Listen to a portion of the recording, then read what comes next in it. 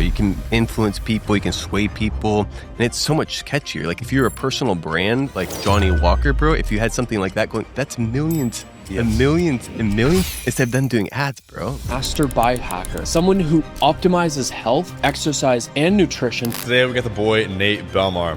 I like fell off the motorcycle. I was doing something stupid, peeled everything. So I'm like, okay, I'm not going to do that anymore. That was dumb. Like I got skinny. And then when I went on the nihilistic spectrum, yeah, that's when I got super overweight. Like Luke also got like love handles and all that. I feel bad for people who underestimate what the human body is capable of naturally. Your approach to training and the way you look, it's athletic, but it's shredded. And I think every guy kind of wants to be shredded. I feel like my approach is different. Like I said, it's a lot of... Now, before we jump into today's episode, I just want to mention that this podcast is brought to you by me and everything that I have built to help you guys level up. If you want to transform your physique, build muscle, lose body fat, build strength, then you have the Thirst app. This has everything inside that you could possibly need to get yourself in shape, to hold yourself accountable as well. I also have the digital playbook, which is a step-by-step guide to help you guys build a following, monetize the following, and also build a strong personal brand. This is everything which I have done over the past nearly 10 years to allow myself to live a life of financial freedom and also geographical freedom. I can basically do whatever I want.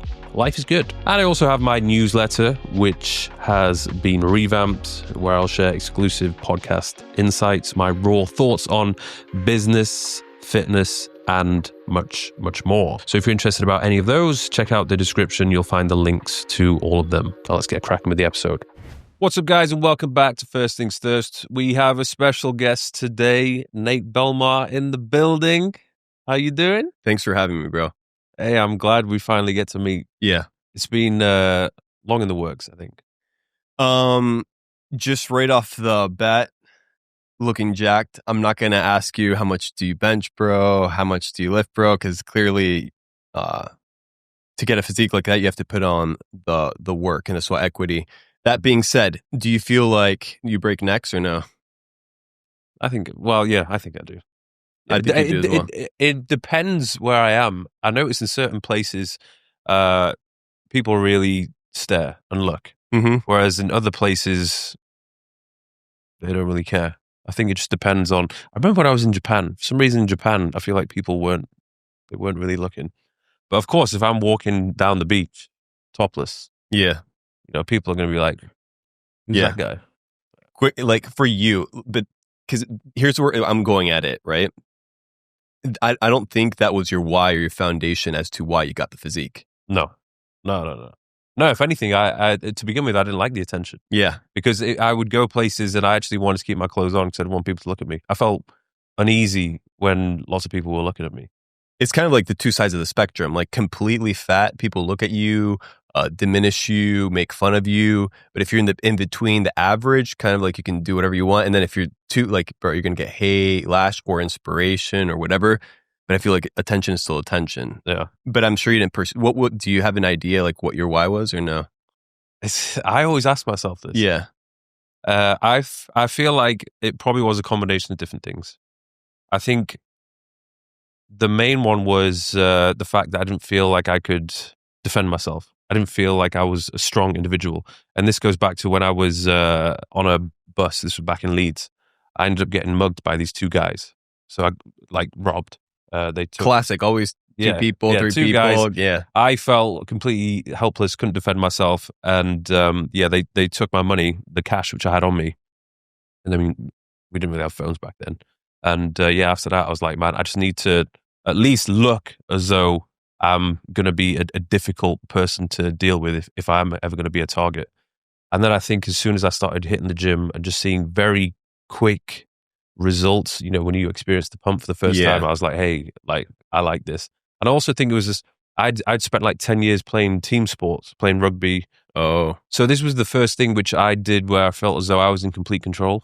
I'm in complete control of the session, like how I'm training, what happens after the session. And I like that complete control. It almost felt like a meditation for me every time I was training. What about you? I think, like you said, it always goes changing. The one that kind of like blew up or whatever when I was overweight, depressed. It was when, before we're talking, I went on the nihilistic spectrum of train of thought, which was kind of like, do you take your life or don't you take your life? I was overweight. Like, I feel like I was a vegan as well. So that probably. Well, how old were you at this point? This was like 3 or 4 years ago. Like, this was like, a couple months. And I was like overweight, bro. And it's a long I story. can't picture you overweight. What? I can't imagine you overweight. Yeah, I can't imagine. 4 years ago, you were overweight. Well, no. Like, so here's the issue. I was a young kid, super scrawny. Did a lot of skateboarding, did a lot of sports, always felt tight inflammation. Like I could barely touch my shins. But was kind of active, drink like tap water maxing, the whole thing, no idea. Third world country. This was Argentina. Argentina, yeah. And I kind of like worked out here and there, and I would hear people saying things. The reason I worked out was because I got injured from skateboarding. I like fell off the motorcycle. I was doing something stupid, peeled everything. So I'm like, okay, I'm not going to do that anymore. That was dumb. Yeah. Plus my knees hurt, and I was popping like 9 or 10 Advil a day for like, and I was like, what, 16, 15? I'm like, so from there, I realized, okay, I have to build a good body. But then it was kind of like normal fitness, time off, poor pack, sometimes look kind of skinny fat.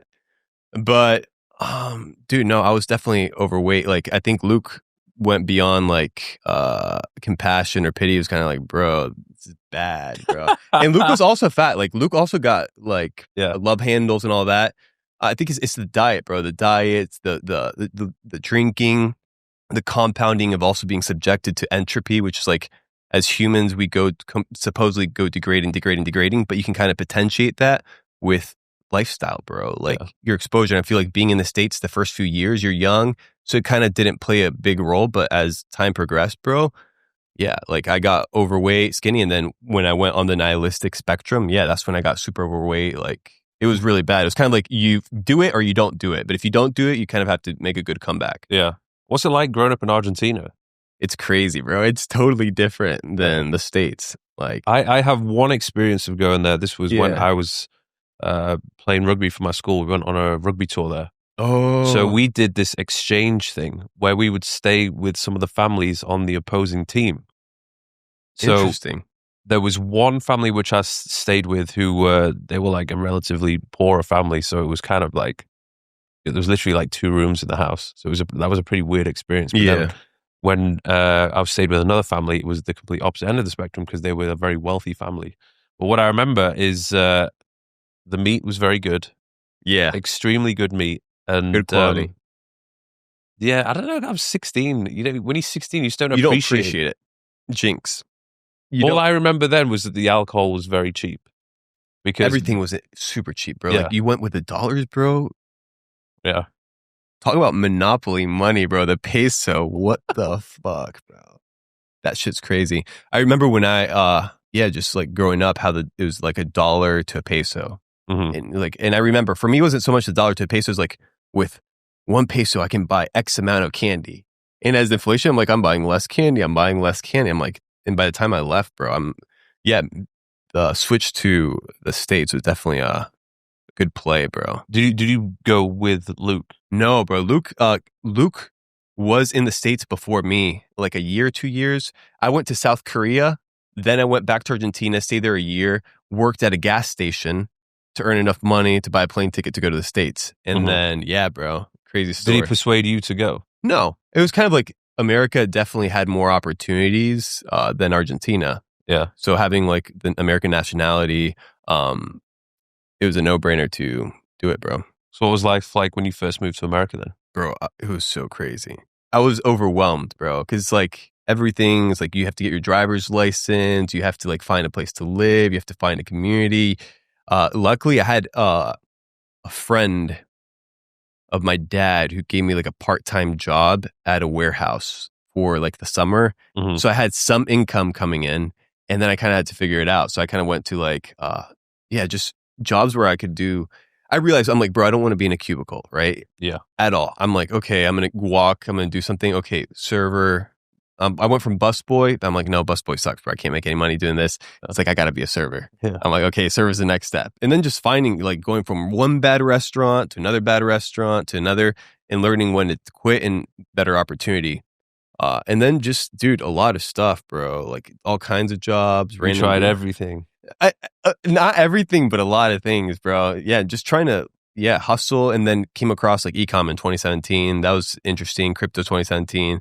That was bro. I've made a lot of money. I've lost a lot of money. I've made a lot of money, and I see what money does to people. It's crazy, bro. In a good way and a bad way. But the issue is like everybody is, the focus is totally different. And I totally rambled about fiat when you asked me about my why, or did we? We're talking about our whys. I don't know. I totally rambled. I'll do a lot of that, bro. No, it's good though. Yeah.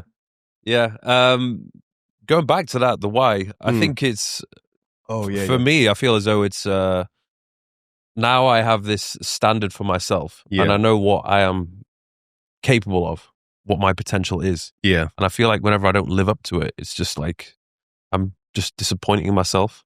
Like, why not be the best version that you can be? Yeah. I think the problem is when you do get to a point where it becomes your identity, that can be a little bit dangerous. Super dangerous. Because especially as you get older and you age, or if you had an injury and that stopped you from working out, then who are you? Like, who is Mike Thurston if he isn't like shredded and jacked? It's what happens to athletes, bro. Once they get injured or lose their career, like if their identity was attached to the sport. Mm-hmm. Yeah, bro, it's super tricky. Yeah. But for me, bro, the why, one of the biggest things, so out of shape. I was like walking. I remember I was in the pool. I was in Puerto Rico. I was in the pool and I was like looking at myself. I'm like, I was having one of the meltdowns, right? In terms of like, not meltdown in terms of like emotional, it's kind of like the mental rut that you're going down and you don't break out of. So I'm like, dude, enough is enough. Like, I know the stuff I need to do. There's some stuff I don't know how to do. And it was kind of like learning, bro. Like, I didn't know about metabolic flexibility or tapping into fat as the main substrate of energy, things like that. And I went learning, but it was the decision. I'm like, enough is enough. Start with walks. Okay, go out for a walk. Go do some push-ups. Go focus on rewiring your brain. And bro, I'm telling you, it's the hardest is the first few weeks, bro. Yeah. Those are the hardest, bro. But I wasn't there killing myself under trying to max new weight and like destroy myself. Because I do that, bro. I get an injury and then I'm be sitting down. So my why, bro, was I realized how bad I was. So it's like end of the spectrum, you do it, it's done, or end of the spectrum, you make something useful. But I realized how much I was aching, and this was a couple years ago, so it was like late 20s. I'm going to turn 32. So I felt so bad, bro. I'm like, if this potentiates to my 50s, 60s, 70s, 80s, I already have a blueprint of like what my grandpa, like I already see what's going to happen. It's only going to get worse with technology. It's only going to get worse with worse food. Like, you think they look bad? Dude, wait till you see the next generation of old people, bro. Like, shit's going to be whack. They're going to be, all their fingers will be messed up from the scrolling. Bro, like, people already have indentations in their head from wearing the headsets, bro. Yeah, do you know, I feel like there's certain places in the world where I just can't sleep properly. And I don't know if that has something to do with, like, all the fucking signals and... the EMF. Yes, all of that stuff. So I know you're quite aware of that, and you even wear these, what's the silver lined caps? So I wear the silver caps that supposedly, like, I got a DM. They're like, bro, that's not that specific brand is not an EMF blocker. It's a EMF harmonizer. I'm like, okay, I got to do more research. So guys, it's an EMF harmonizer, but there are EMF blocking devices out there. Bro, I'm telling you, when you start going into fasted state, like long periods of time, you start becoming more aware, more in tune with things that aren't like physical, bro. Like talking about metaphysical things. So like wavelengths, frequencies, light, like all of that plays a spectrum. And it's not woo-woo nothing. It's like 2011, bro. There's reports and studies on what happens with effects of 2G and 3G on human beings. It's not a good study. So do that 5, and then we got all the pinging that kind of like emulates certain patterns. What do you say to people when you know you're saying things like this and they're just like rolling their eyes thinking, bro, tinfoil hat? I'm like, yeah, tinfoil hat, bro. That's what the U.S. embassy was putting around. The whole embassy was tinfoil because of the radiation with Russia, bro. So yeah, tinfoil hat all day if I'm in a lot of spots, bro, with a lot of people, a lot of pinging. Like if I'm living in a skyscraper, if I'm living in a building with a lot of routers around me, it only takes 2-3 weeks for me already notice a difference than me being outside with nothing, bro, with trees, dogs, with like one Wi-Fi router that you can unplug. Like and it goes potentiating. People can't feel it because they're so botted, they're so desensitized, they're so calcified with blue light, with all these things that they're like, oh, bro, that's woo woo. I'm like, cool, bro. Keep doing you, bro. You clearly look like you're doing great. Yeah, well, there's a reason why people like to go into nature and, be away from people. I mean, from time to time, I like to do that. Like, obviously being in Dubai, that's probably as hardcore as it gets in terms of like just being in the concrete jungle surrounded by skyscrapers. And, there is the beach, there is the sea, there's the sunshine, but there is a lack of nature. So from time to time, I do try and just get out and, remove myself from the hecticness of the city and unwind a little bit. And it does do you good. Like when you come back to the noise again, at least you feel like you've recharged a little bit. But I guess the ideal scenario would be to somehow find a balance. Because the problem is when you are in these secluded, isolated, but, very much full of nature scenarios, it's not necessarily good for networking and business. And I agree. You don't have the services around you. So I agree. Where do you spend most of your time? I feel like you're all over the place. Well, right now I might do an Asia trip, but usually America, North America, up in the mountains. Yeah. Doing what? Honestly, just studying, bro. Legit, just studying. Just studying. Studying and implementation, bro. Yeah. What does that mean? It means, bro, like just getting up, realizing like how much time I want to spend in terms of personal brand, how much time I want to spend in terms of building a business, how much time I want to spend in terms of like learning. What are the things I want to be learning? Is it because I want to be learning it, or is it something that I should be learning, or something I shouldn't be learning? Sometimes audiobooks, sometimes podcasts, sometimes actual reading while I'm like stretching. But dude, I'm telling you, I get a lot done just because I'm like out, like out in the middle. Well, you pulled yourself away from the noise. Yeah. Like going back to what you're saying, you said when you leave, do you notice the noise more when you come back? Like, is it more evident than when you just... Yes. Yeah. 100%. Like I come to Miami, you instantly feel it, bro.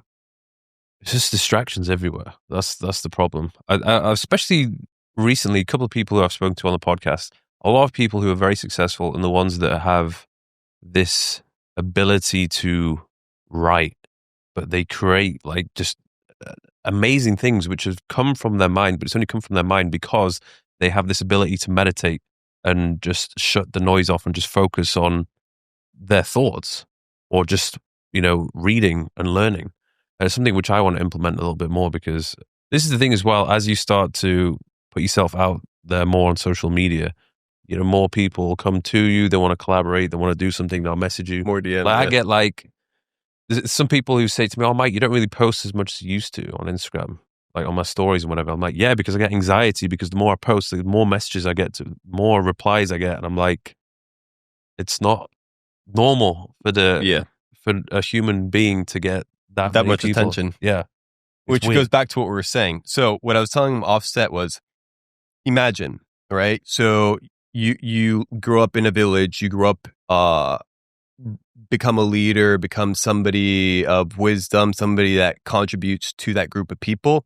You're talking about influence of 50, 100 people, 200 people, couple thousand, 10,000, maybe if it's 50,000.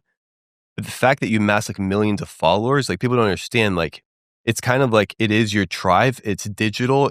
There is an ether, but it's also correlated the ether with an ethernet of consciousness, right?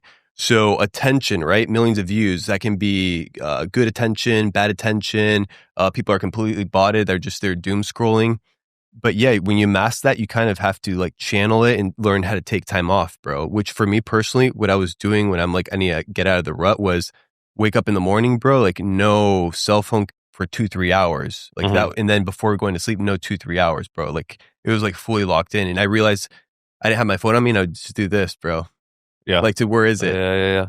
Like, people are addicted to it, bro. Like, legit addicted to it because dopamine hit. I'm telling you, I do the triple click sometimes and I look at it and I'm like, oh, it's not that like alluring, right? I'm not going to be doom scrolling on the orange filter with the orange glasses. You're like, bro, this is so boring. Well, it's weird if you can put your phone on black and white mode and all of a sudden it just becomes less appealing. Interesting, yeah. It's weird. What was when you first got onto social media, like what were you posting? Like what was the purpose? The purpose wasn't any purpose. The purpose was I got shredded. Bro, I got shredded. I'm telling you, I'm super anti-social media. The only reason I ended up in Tate's house was because Luke told me to go with him because he didn't want to go by himself. Oh, so you were both there at the same time? Yeah, I went with him because, like, bro, because he was doing a pop-up event, Capital Club in Albania. He was talking with Luke. He's like, bro, do you want to come to Romania? And I'd visited Romania before when I was younger, so I said, yeah. But yeah, he just kind of like posted it, and it kind of like, that's when I started doing social media. I'm like, oh, okay. What's up, guys? This is what I'm doing. Yeah, and then people like kept track, and then I went like a year off, bro. Like took time off. I'm like, yeah. And what was your experience like going in the house? It was so interesting because there's multiple. Dude, it was funny. So it was so funny. Because the Johnny Walker, right? Johnny Walker's a story, guys. Like, there's a continuation to Johnny Walker's story. So Luke's like, bro, we got to stop by Duty Free because we got to get some Johnny Walker because he likes it. I'm like, okay, whatever. You know what I'm saying? But listen, this is the catch. I don't think Luke was ready that he was going to be partaking because it was like not a forceful drink, but it's kind of like we're all drinking. So it was like Justin, Tristan. Yeah, they drink heavy as well. Bro, they drink heavy and they're big guys, so they can take alcohol a lot better. And they wanted to get Luke drunk, they wanted to get me drunk, and they wanted to get the videographer drunk. Mm-hmm. Why? So they can talk to people, so you can perceive them better, potentially manipulate better, or just have a friendly conversation. Like people will like lower their guard on alcohol. But he's like, bro, you gotta like just like here. I'm like, no, bro, I literally just was depressed. I'm like, surprisingly, I thought he was gonna be like push it heavy, but he didn't. It was like it was all cool. Luke got slammed because he couldn't take it. He's a lot skinnier, and then the videographer, bro, he got wrecked. Bro. Yeah. The next day, I found him like we had to take him back home. Head on the floor, like KO'd. The next day, we go there back to the house. Tristan like nothing, bro. Eating chicken nuggets and Coca-Cola. Yeah, but that guy does not get hungover. No, he doesn't. Like, I've seen him drink, and it's just and that's the strategies, bro. It's like, okay, let's drink together, but my tolerance, your tolerance, I'm gonna have a good time. I'm like, nah, bro. I was like looking at everything. I'm like, bro, I'll just have the coffee.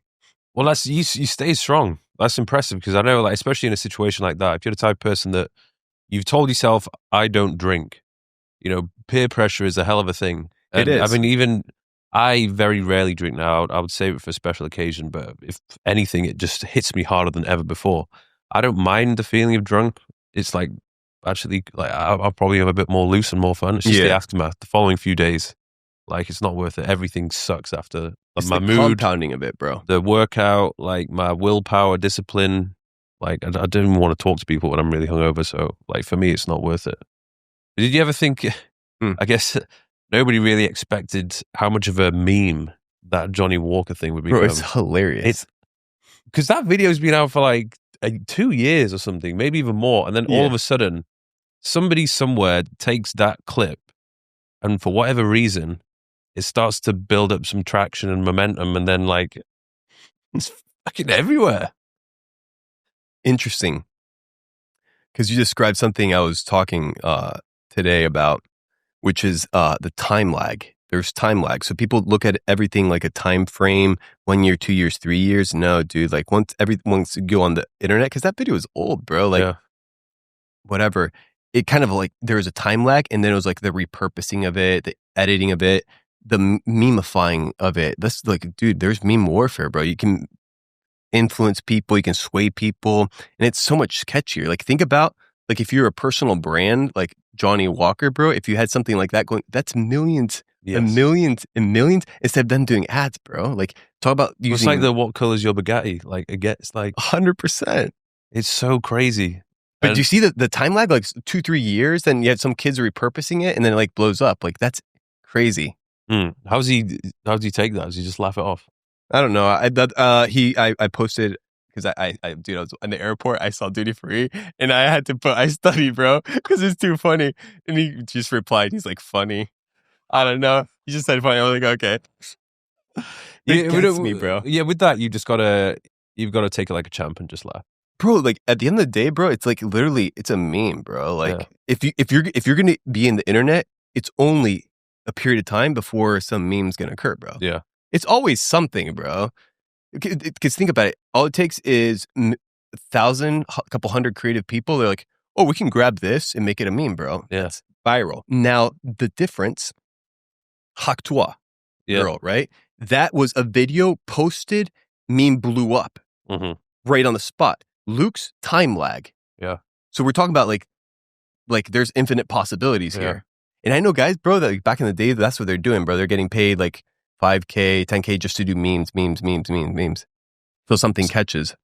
It is fascinating because even it's crazy. The Mike O'Hearn one, like he became a meme. You know, like the song, the baby don't hurt me, and then just like it was just him doing things in slow motion, and then people took that and then started putting like just ridiculous text over it, and then that was everywhere for a couple of months, and then he got like he wasn't doing anything. He was just continued doing his thing, but he got like so much exposure. Like everyone was like, "Who's this jacked guy that is everywhere?" And then he just makes the most of it, and then gets it like on his t-shirt and stuff. But yeah, if you could figure out how you could make yourself a meme, but in a positive way, dude, I almost would look at it, bro, as because meme you could almost like if you like going back to what you're saying, if you attach a label to it, like you're saying, oh, my identity to fitness or my identity.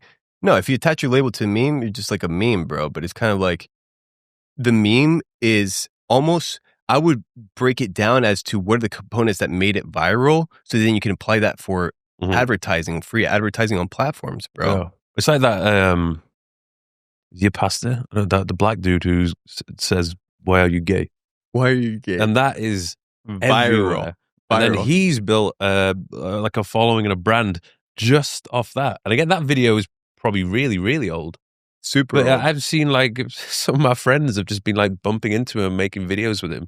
I'm like, what is this world? What is going on? I mean, technically speaking, like you could kind of look at it also in terms of meme. It's almost, are you acquainted with like the book of propaganda? No. Okay, so I would highly recommend anybody go read. Go study that. Just read the propaganda, fantastic book, or just audio book. But it gives you a structure as to how you can create scenarios. You can create illusions, right? You almost grab like a logo of a company, right? They just kind of like force it all the time. So you remember, just do it. So if you can grab like a meme, combine the senses, images, the sound, the tonality, like you can create a lot. Now the issue becomes is if the meme in the perspective of everybody viewing it becomes the person is now a meme, almost like back in the day, a celebrity in a TV show, you see them outside in public and you wouldn't remember them by their name. You just be like, oh, it's that celebrity. Yeah. So if it goes that way, then it's not a good thing. But if you can kind of like, it is what it is, you kind of move forward. I don't like see people are like, bro, what do you think? I'm like, bro, I think it's hilarious, dude. Yeah. What do you mean? I studied, bro, like that. Dude, that's awesome, bro. That's what I thought. Yeah. I want to know what your relationship is like with your brother, because obviously I've spoken to both of you. I've spent quite a bit of time with Luke. I see similarities, but I see a lot of differences as well. I mean, we're definitely different for sure. Yeah. But we're definitely like fought a lot as kids, but we're also super close. Kind of like we fight, but if somebody fights with the other person, because yeah, dude, third world country, yeah, it's like you kind of grow up. But dude, honestly, like a lot of camaraderie, and I feel like that's what people need, bro. And that's what people are missing. So you can find it with friends, but sometimes friends, bro, like I feel like sometimes blood runs deeper, and if you can kind of like bypass certain things, it's a good thing to have, bro. Because a lot of people don't have it. How would you say you guys are similar, and how would you say you guys are different? I feel like, I mean, he's a lot more meticulous. He's a lot more business oriented. Like he always was more like that in many ways, which is fascinating, bro. Like, dude, like e-com, everything, like, dude, you come from Argentina, bro, from a little village. Like, what the fuck? Like, is this, and not saying it's a movie, but it's kind of like there's opportunities, take advantage of it. But it's also like a lot of things because Luke came across e-com because I paid thousands of dollars because I was doing a serving gig to learn some courses like what is drop shipping. Like no idea, bro. Like, oh, Tripwire, and started learning. I'm like, okay, oh, dude, okay. But it's kind of like than grabbing the money, bro, and also being like smart, like strategizing. Because I feel like people don't strategize, bro. People don't strategize. People want to isolate themselves, but when they don't realize is you're isolating yourself with a job or with whatever sort of income that's not going up, but you have taxes that are going up. You have inflation that's going up. So if you're not hedging yourself in terms of your monetary value, and then you're extrapolating yourself from a group potentially safe. If it's unsafe, then it's good to leave, in my opinion. But if it's safe, I would take advantage of it, right? Think back in the day when somebody was left from a tribe. They would either kill you or cast you out, bro. It's like, and that was the last thing. You're like, oh, death wish, bro. And now everybody wants to isolate them. It's the opposite, bro. Yeah. Before you're like, oh, I need to be part of the thing. I'm not saying you have to be codependent with your family and all that. Like, I'm not always hanging out with Luke all the time. We'll hang out for months, a couple years. Sometimes we'll take time off. But even in the States, bro, like sometimes we see each other, sometimes we wouldn't. Sometimes we hung out for a long time. Like he was making more money than me and sleeping on the couch just because he didn't want to pay for rent. So that's what I'm talking about. Like, I feel like he's more driven by the money than you are. For sure, bro. Yeah. For sure. Why do you think that is? Well, I mean, you grew up in a third world country, bro. You kind of see what life is. But why do money. you not care about it as much? I mean, I care about money. I don't care about money. I think it's like, what's the purpose of money? Because I feel like people are like, okay, I want to get a lot of money. If it's for status, that's kind of gay. If it's, because I mean, the game is kind of rigged in some ways, bro. Like when you understand who's printing the money, like the families that have the money, how they inherit it, then who's actually a hustler, who's an entrepreneur, who makes it, bro, when you start realizing, you're like, oh, bro, there's a lot of smokes and mirrors here, right? There's a lot of fakery. A lot of fakery, bro. And that's when I realized, and dude, you know when I had that lesson? My first job. Yeah. My first job, the guy was hooking me up. It was a summer job, so he was going to pay me $11 an hour instead of the normal rate that he was paying his other employees. And there's a guy who had been there for a couple months. And I was only going to work there for a couple months, but I was talking about my salary. He's like, oh yeah, I'm making $11. He's like, you're making $11? I'm making $9. And I've been working here. And I saw his face change. Like, what the fuck is going on, bro? I didn't know. So I realized real quick, I'm like, okay, money's a thing, bro, that you kind of keep it on the low. Yeah. Or you can flex it, bro, but it's like more attention. It goes back to what we were saying before. Well, from what I've seen, the land of social media and people flexing how much money they have, it does not work out in their favor most of the time. I get it if your thing is trying to show people, hey, look at the lifestyle, you can have this lifestyle as well, but you know, in order to have that, you have to sign up to my course and I'll teach you how to do it. There's a lot of that, more 100%. Than ever right now. But apart from that, like a lot of people who I've spoken to, either on the podcast who are really successful, who are worth like over 100 mil, the people who I've spoken to off camera, they don't want anybody to know. Yeah. They do not want anybody to know. And I understand that because I would post a couple of things here and there, which would maybe show, okay, I'm doing okay. Yeah. And I would just randomly start getting messages from people asking for money. Even family members asking 100%. for investment into things. I'm like, hang on a second. Like, or Anon accounts. Be like, hey, bro, send me some money for. Yeah. And then what if, you know, you have a family, then you have kids? Like, then you can become a target. And, you know, someone might want to try and kidnap your kids. And yeah, you can have your kid back if you have to pay this much money. And that's the thing. It's like, those are things that people really don't consider or think about. Mm-hmm. So in my opinion, bro, that's why I'm like low key. I make more than $1 a year. Thank you very much. Well done. Yes. And I keep it at that. But it's kind of like, bro, at the end of the day, like if you're going to hit a certain threshold and it goes back to your why, in terms of business, you're going to hit thresholds where you're kind of like, okay, should I keep going? Should I not keep going? But if you're just doing it for the money, bro, like, I don't know if that's enough drive, in my opinion. If you kind of have like a purpose or a why or an ideal as to what contribution you want to do, or like real people that stop you, like, bro, you changed my life. Bro, I stopped drinking tap water, this and that. I'm like, oh, wow. Mm-hmm. These aren't, going back to what we were saying before, these aren't just views on the screen. But you don't notice that when you're isolating yourself. Yeah, I feel like that's something which motivates me to keep going. Like if you're putting out some sort of value out into the world, not just showing off, but actually, you know, trying to change lives for the better, then you should keep doing that. Because there's a lot of issues in the world, and people need to be taught, you know, how to actually, you know, live a better life, or at least, you know, give them some sort of self-belief that they are in control of changing their destiny. And going back to changing your destiny, spending time by yourself thinking, because the problem is people don't want to spend time with themselves because it's really uncomfortable. It's hard, especially if you're in that dark framework. Mm-hmm. But the popular mentality of the group mentality, if you're correlated to that and your identity is attached to that, and those aren't people that are taking you to the right place, you have to leave, bro. You have to like cut that out. So my opinion is the same thing is with, it's funny, bro, because when you start becoming like well known or people know that you have money or this and that, people treat you differently, bro. That, for me, it's so lame, dude. Like, it's like, okay, so this guy's successful, then he loses his company, he's not successful, but then he makes it again. So now he's like, bro, what? The homie's just going on a roller coaster. Let him be, bro. Like, but the issue, I think there is, like you said, if there is fakery and people are kind of leveraging like, oh, you can live this lifestyle when it's all rented out from, bro, I think that's super bad and it's going to come back in the bite and butt you. Like, come back in time and bite you on the butt. You know, I was getting some bullshit from some people the other day. Well, every so often, there was a guy who DM'd me quite aggressively saying that I was the reason why so many young kids were taking steroids. Because I am in shape and I look after myself, that I'm making other men feel, you know, inferior, that I'm giving them body dysmorphia, and that I'm persuading them to take steroids. I'm like, fuck you. Like, first of all, you have no idea about like... Have you ever done a video being like, take steroids? No. Then no. You're good.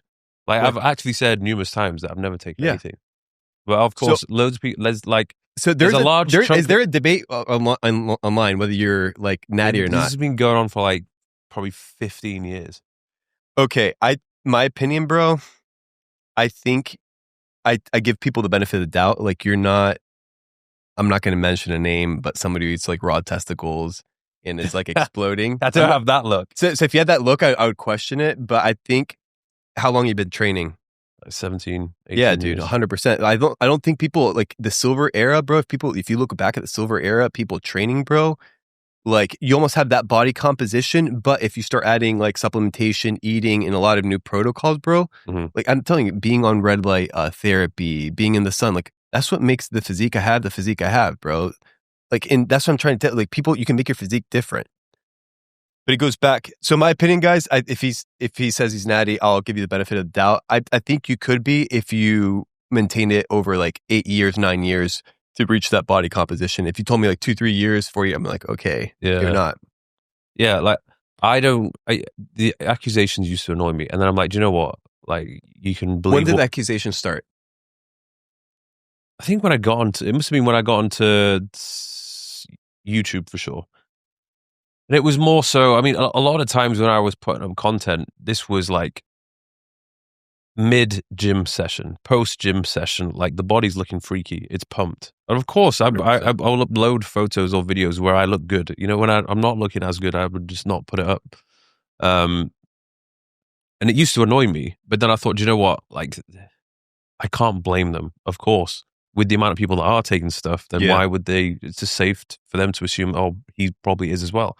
And there is a lot of people who were taking stuff, who denied taking stuff. And of course, that just clouds the whole area where people are like, well, who's telling the truth and who's not? Yeah. And the problem is there's no like universal, like you do one test and then that will tell you exactly what you have done over the past 10, 20 years, whether you've taken a little bit of this, a little bit of that. It's like that kind of test doesn't exist. So I don't mind anymore, but I feel bad for people who underestimate what the human body is capable of naturally. And there are a lot of people, most of these people are just genetic freaks. Like, there are people who can just go to the gym like a few times a month, eat whatever they want, and they just look like an action hero. And then there's other people, I experienced this before, who I used to train with them. One was an old business partner. You know, they would do everything with their training and like prepping all their meals, and they were blasting stuff, and they didn't really look that good. Yeah. And that is, you know, probably largely down to their genetics, but maybe other lifestyle factors weren't helping. Everybody is different. And it's one of the reasons why I got into doing what I do. Like, from the first few years of going to the gym, I was like, okay, well, I'm responding very differently to everybody else who's doing this. Yeah. So I feel like this is something I'm quite good at, and I could have a potential career based off doing something relating to this. Empirical data, bro. Yeah. Empirical data. Like people talk shit, bro. I'm like, okay, perfect. If he's in an Anon account, I won't. But if the person, bro, doesn't have a good physique, like why are you even listening or entertaining? Yeah. Bro. But that's empirical data. So I think you're right. Did you switch up your training styles throughout the years, or have you kind of maintained it the same? First 3 years was like 3-4 years was like a bro split. Okay. Like one full session of doing one muscle group, and it worked. Was it optimal? Probably not. And then when I started experimenting with different coaches' programs, one of the guys who was on the podcast yesterday, Ben Pekulski, I think when I started doing some of his programs where you were hitting like 2 or 3 muscle groups per session, that kind of changed the game for me, where I could hit muscle groups more than once a week. So it was getting more stimulus. Recovery wasn't as bad, so I could recover quicker in between sessions. That kind of took my physique to the next level. And then more so with everything else I was doing outside of the gym. So sleep, food, stress, and then during the sessions themselves, just more focus on like activating the fibers I'm trying to activate, removing, other muscle groups I'm taking over, trying to make it easier, like trying to make each movement as hard as possible and just bask in the pain and discomfort. Like I just got better at that. And it's just an art which has been mastered, I feel now. Well, you put in the reps, bro. Yeah. And I feel like if you kind of like can learn from experience, you don't build the physique you have de pedo. De pedo means in Spanish, or the English translation of fart, right? Weird. It's an Argentine expression, but the actual translation or the idea of the word is it wasn't a whimsical coincidence. No fue de pedo. Like it just didn't happen. Like you built a physique, you built a foundation. You got something to say, bro. Yeah. Like done, bro. Yeah. Done, bro. But I know obviously like my physique is not what everybody would want. And then a lot of people would look at it and be like, look, I want to look good, but I don't want to be like as jacked as you. So I feel like they would probably relate more to you and your approach to training and the way you look, because it's like, it's athletic, but it's shredded. And I think every guy kind of wants to be shredded. Realistically, you want to have that. For sure. Like, and I feel like guys sometimes if they shred more, they look bigger and they're look like less weight. Well, I get hate like, bro, this guy is super skinny. What is he talking about? He's super short. This and that. He weighs like 140. I'm like, bro, I don't weigh 140. I weigh like a lot more. But I don't weigh myself. I don't count my calories. I feel like my approach is different. Like I said, it's a lot of stretching. It's a lot of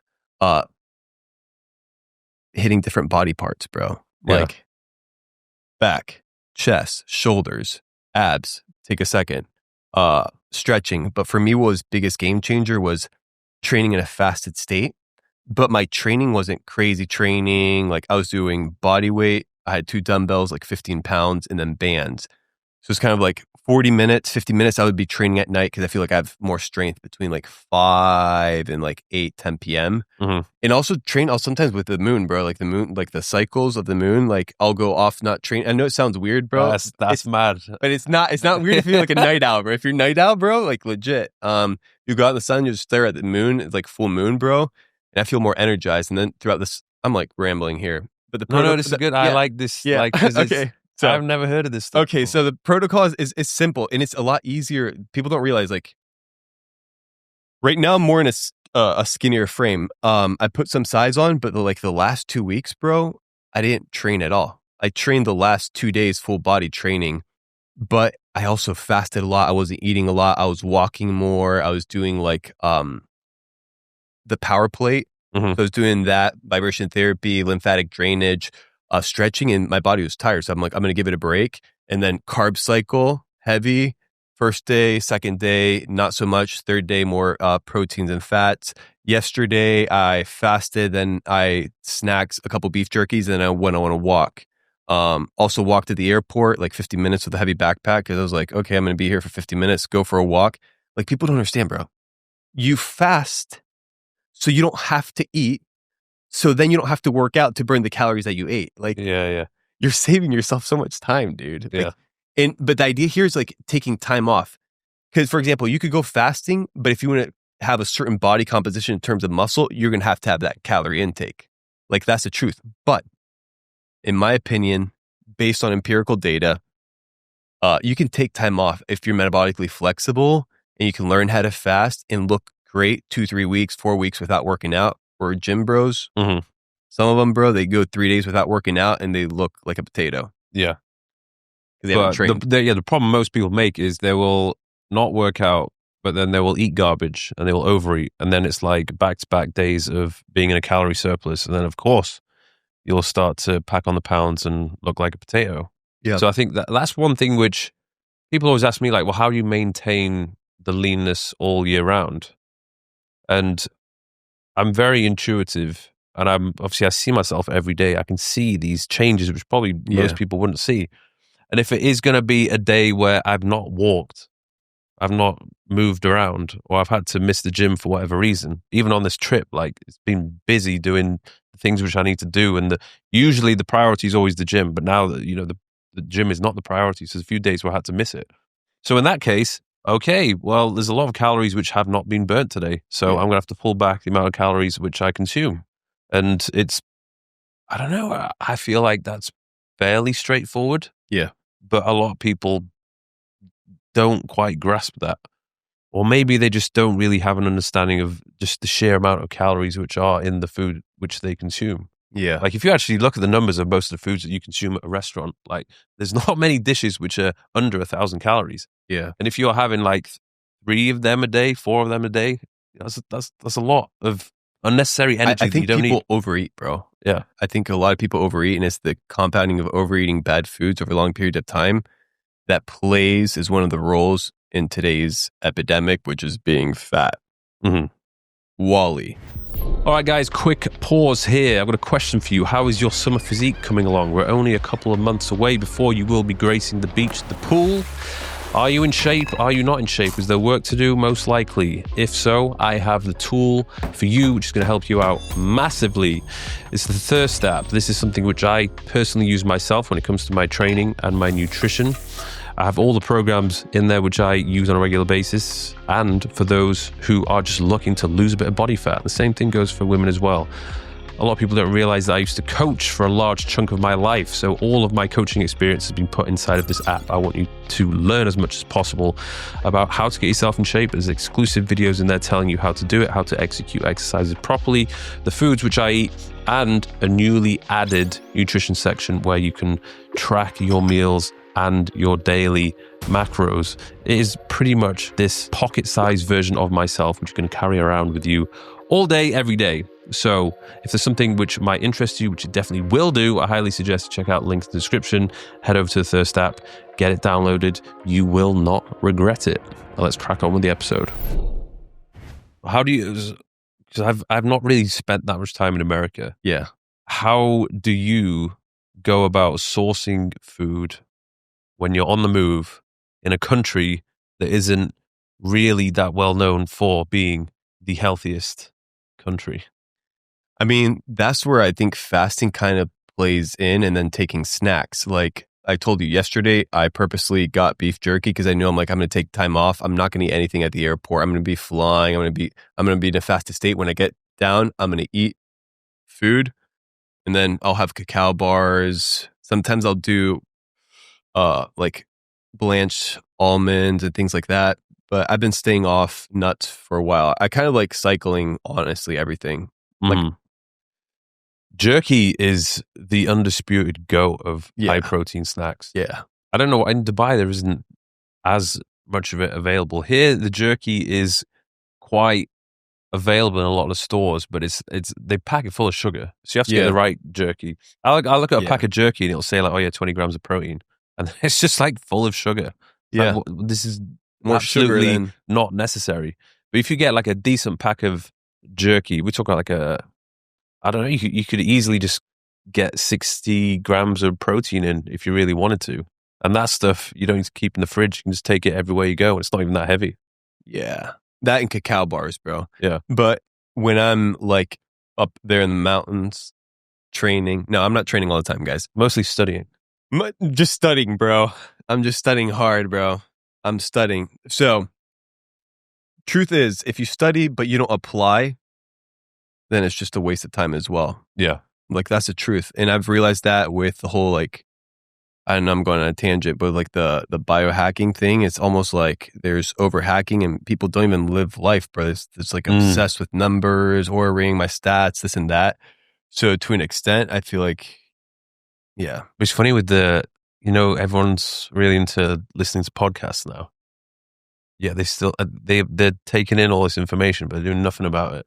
Correct. It's like, well, okay, you're still doing the same thing you were doing 2 years ago. You're listening to all these podcasts where all these really smart, intelligent people who are either talking about how to get in shape or how to build a business, how to make money or improve your mindset. How are you still doing the same thing you were doing 2 years ago? Like, take some action, implement it. And it's better implement some small stuff than getting more information. It might be that they just like the viewers and they want to get almost like they're hanging out with them, or I don't know, but like, I feel like to a certain extent, you have to take time off and be like, why am I listening to these people? Like, what am I going to get out of this? Is this something? Because what people don't understand is like, you have to be careful who you listen to, bro. I know I yap, bro, but I can tell you there's some people, bro, that have really evil intentions, that know how to manipulate. They're doing evil stuff on social media. Because they're doing it to make money.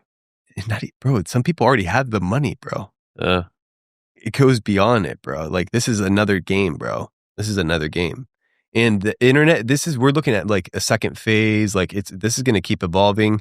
Hopefully it becomes decentralized and not more centralized. Yeah, bro. Talk to me more about the good and the evil on social media. Like you said, it's smokes and mirrors, bro. So it's kind of like taking things with a grain of salt, and like, why are you listening to somebody? Like, why are you trying to get the information out of it? Or like, should you even be listening to it, or just pause and not be listening to X person? I feel like, what's the person going to potentially get out of it? What can you get out of it? What can you add to value? Do you resonate with a person? Like, I feel like those are questions that you kind of ask yourself instead of be like, oh, bro, he's shredded. Yeah. Oh, bro, he's got a Lambo. Oh, bro, like, yeah. Like, people, that's the issues. It's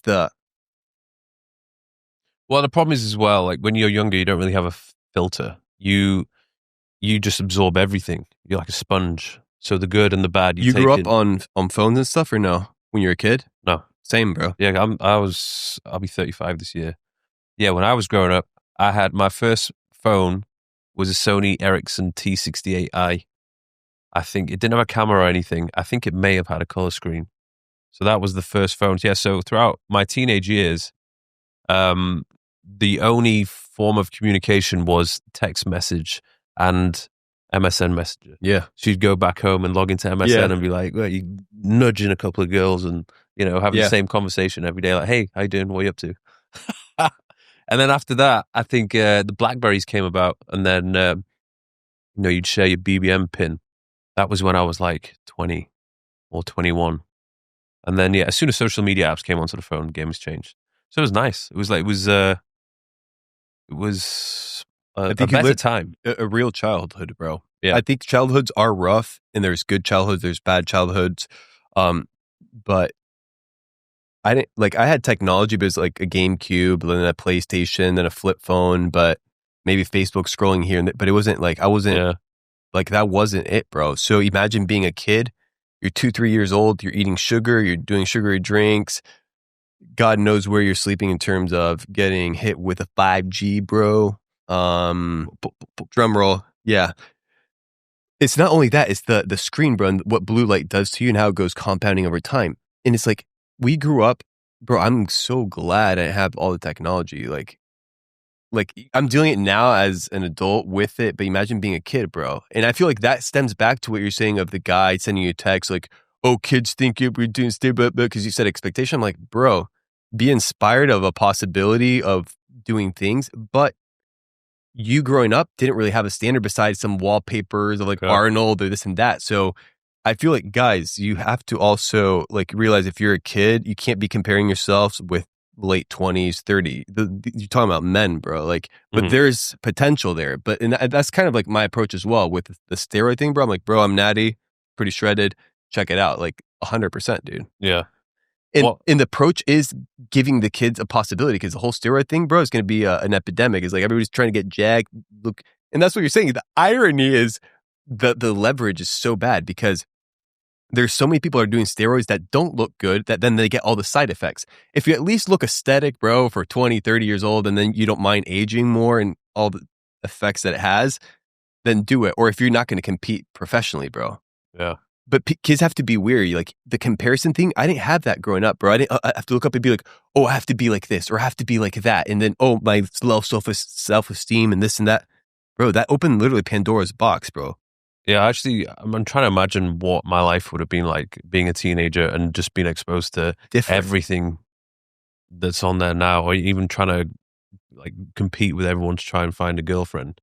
Like, it's certainly a lot more competitive now. I imagine you are, I don't know, you're not getting distracted by the woman in the red dress. Well, they come in all kinds of dresses and no dresses, guys. That's what I heard. Yeah. That's the word on the street.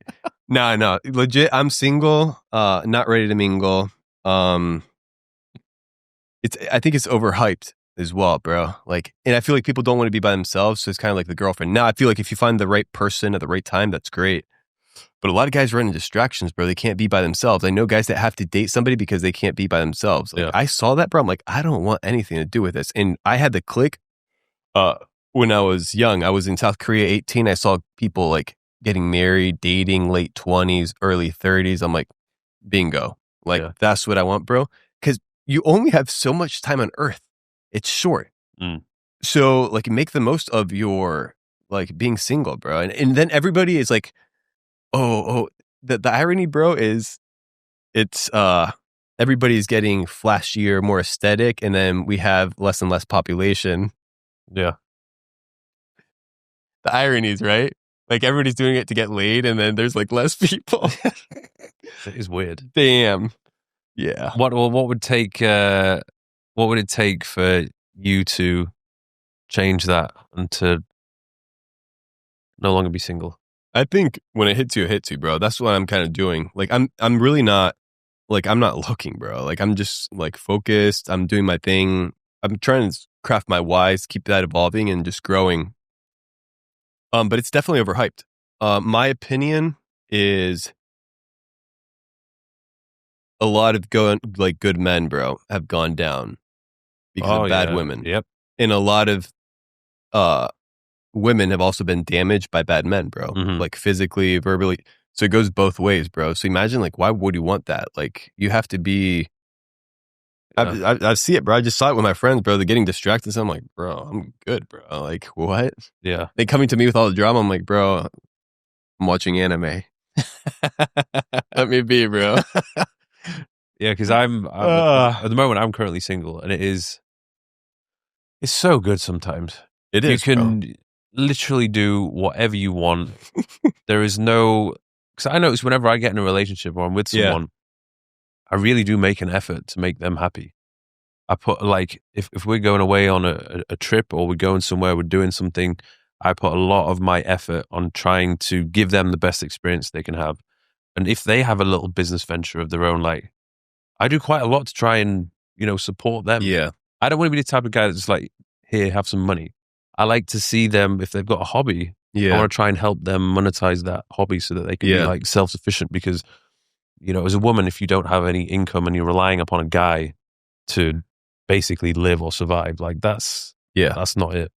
But yeah, at the moment, me coming on this trip, I was trying to imagine if I was in a relationship trying to do this trip or bring her with me. Like, I don't have the mental capacity to be focused on doing podcasts every day, doing these YouTube collaborations, and also trying to keep my partner happy at the same time. I've been there and done, I've tried to do it before. Maybe I've not been with the right person, because they should, if we're talking about the ideal partner for me, they would be supporting me. They'd be like, hey, Mike, how can I help you? How can I make this easier? How can I help you to unwind a little bit? Almost like the reciprocity of, you do this for this person. You know what that's called, bro? It's called love. That's called sacrifice. Like, you're giving up something to help the other person. Like, that's what a relationship is supposed to be. But it becomes about tally points. Like, oh, I did this for you. I did more this for you. I'm like, bro, the last thing I need, bro, is trouble when I'm already dealing with so many other things, bro. Mm-hmm. Because then what people don't understand is also when you sleep with a person or the individual, bro, like you're dealing with a soul, and then you're also with the soul bonding. Like whoever they've slept with, bro, you're most likely in some way, shape, or form are going to have at a conscious or subconscious level that quantum entanglement, bro, through sex. Have you experienced that, or is that something you've just studied? What? Like that quantum entanglement? Okay, so the question is, so you virgin, bro? Is that the question? No. Are you virgin, bro? That's the question. I was a virgin like most of my life. But when I went the nihilistic route, I totally alcohol correlated that, lost it a couple days. I thought it You were fucked up when you lost your virginity. Yeah. Oh damn. Yeah. So now you guys know. So exclusive. But that's what I'm saying. It's like I can't imagine you being fat, overweight. Dude, I was like in that zone, bro. I was kind of like, I'm gonna do it just because I might take my life, so fuck it. Like, why not? Like I was like super bad, bro. Like yeah. But I snapped out of it and haven't had sex since. So yeah. Very good. That's rare, you know. I mean, it's hard, bro. It's hard to control yourself, and it's a lot harder if you're always in a city, if you're always seeking. I've never done walking around with your abs out, looking super jacked and handsome. And that's what I'm saying, bro. What you're saying of getting the attention, you don't feel like doing it, but you kind of also like, bro, check it out. Like, you get shredded, dude. It's so funny because when I go through periods of times where I'm just like, look, I don't need this distraction in my life right now. I just want to focus on my shit and like actually make something of myself. And then all of a sudden, out of nowhere, you're getting the most attention you've ever got in your life. And you're like, you know, where was this when I actually wanted some? Correct. Like when I was a teenager or in my early 20s. Guys, if you're doing it for that, bro, like, don't chase it, dude. Like, don't chase it, because all it is attention, and you can get distracted. But it's the different side of the spectrum, bro. Like, grass looks greener on the other side. Yeah, it really does. Like, it's hard to find that balance. There's the perks of being single. You also get the perks of being in a relationship. Like, you kind of, when you've been in a relationship for a while, you're always like, like, I wonder what life would be like if I'm single. But I guess that's all down to being in a relationship with the right partner. Yeah, navigating the world of relationships is it's an interesting one. I feel like I have a lot of experience. I feel like I'm happy from the experiences which I have had, but I also, looking back, have realized like, holy shit, that's a lot of time invested into things which don't exist anymore. I imagine you're so close with somebody, and they are like, at that point in time, they are the closest person to you. You speak to them like literally every day. All the time, bro. You're investing. You're investing, dude. You're investing time, resources, and then gone. You just don't speak to them at all. I mean, that's rough, dude. It's weird as fuck. Like, but it's rough as well if you're by yourself and you can't explain it to people and like that. Like, who do you? So that's what I'm saying. Like, people like, and I wanted to bring up the like incel culture, because there's a lot of incels out there. It's all good, bro. It's good to be an incel as long as you're not like overdoing it with a porn, because I think it's really bad for you. Like, define incel. What? For the people who don't know. So people that are involuntary celibate, so they can't get laid, basically, and then they build an online community, and then they like just spew how much women suck and this and that. When it's kind of like the whole culture. It's like, dude, trust me. Like, it's better to be an incel than to be in a bad relationship with somebody that's dominating you, like freaking playing like, dude. So grass is green on the other side. I don't know why I went with incel route. I just saw like a documentary on it the other day. I was like, this is crazy, bro. What? Have you still got your community? I remember you Anime Shreds community. I do have the community. Yeah. Going. How's that going? It's going good, bro. I remember when you launched it. Holy shit, you got a lot of people signing up. It was crazy. Luke pushed it on the Telegram. He's like, bro, Nate's opening the dojo. And yeah, dude, that literally people like came here and were like, oh, wow.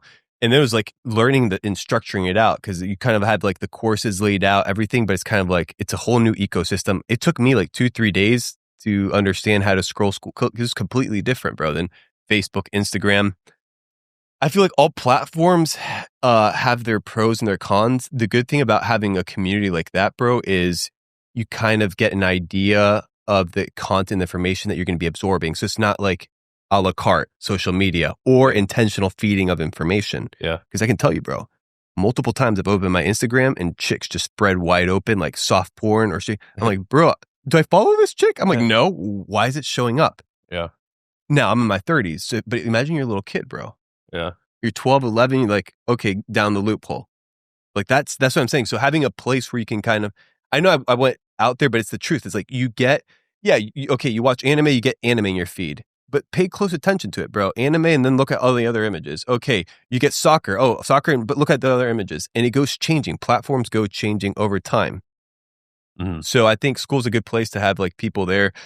Now I launched a free X community because I kind of want to like do things that like in school you can't really upload videos and stuff like that. So you can kind of do like competitions and stuff like that where X is more. Mm-hmm. So I'm going to do both, the combination of both. Do you interact with a lot of people inside the community, or is it just more of a you're just providing them with information? So I drop data sets. I have always like upcoming programs. I'm going to like, for example, this community doing private events just for them.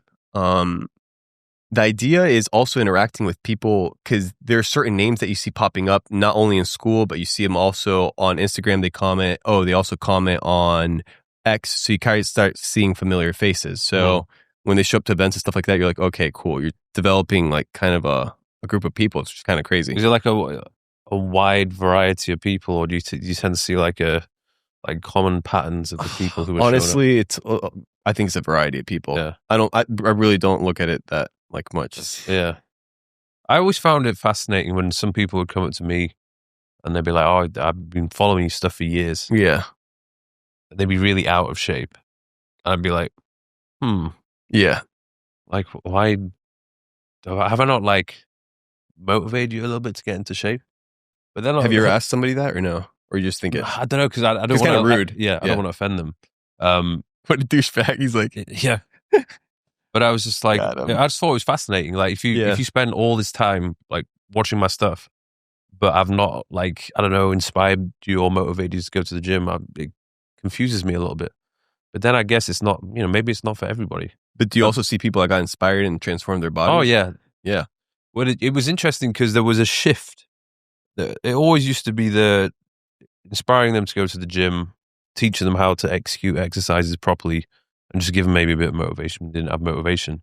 And then when I started branching out from fitness and doing vlogs, lifestyle, I think that I was doing that because I knew there was more to life than what I was experiencing before that. I was stuck in the same place, wasn't socializing. Just I would make workout videos, edit them, upload them, just do all my online coaching. I was like, oh, there has to be more to life than this. Yeah. Then I started traveling, and I was making money whilst I was traveling. Then I was trying to like share with people that they could also live a life that they wanted to live. You can get in shape, you can quit your job, you can live somewhere else and do the things that you want to do. And particularly when I made that move to Dubai, I think I used to then meet a lot of people in Dubai who would say, oh, I'm here because of you, or you inspired me to quit my job and start my business.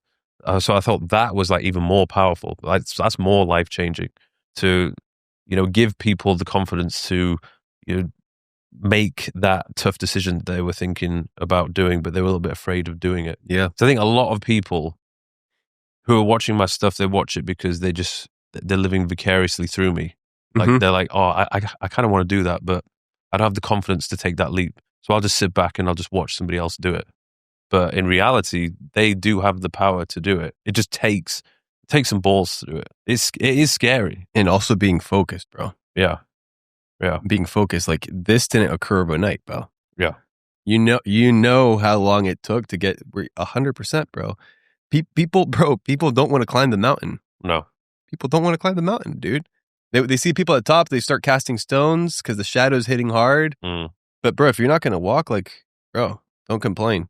Yeah. Just enjoy and be there in the bottom. Don't complain, but don't bother other people, bro. Yeah, even people who they've had success, maybe I don't necessarily agree with their message, or I'm not too comfortable with the way that they have achieved that fame. Maybe they've taken a shortcut, or maybe they've, scammed a couple people.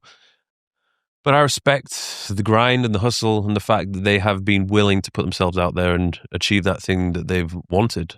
I think for anybody to do something that is scary or something that they're afraid of, like automatically I have some respect for them, because it's still stuff which I'm like thinking about. It scares me to put myself in these, I don't know, areas of discomfort.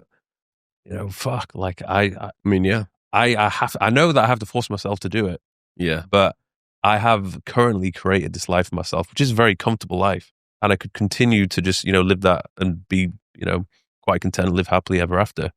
But there's always something inside of me that's just like, come on, got to do this, got to step out your comfort zone, got to do something a little bit different. I remember even when I started the podcast, like I was petrified of doing it. So I was like, I'm not a talker. I'm the type of guy that I like to just sit and listen. Maybe that was strategically quite beneficial for doing a podcast. But I remember when I first started doing it, first few episodes, I was like, fuck, I feel like an imposter. Like, how am I going to be able to hold a 1.5 hour conversation with somebody who's like this multi-billionaire serious businessman? And here I am, I'm just He's looking at me right now. Yeah, I'm just a guy who like managed to get in shape. Like, what do I know? That's funny. I think it's a psychological game, bro.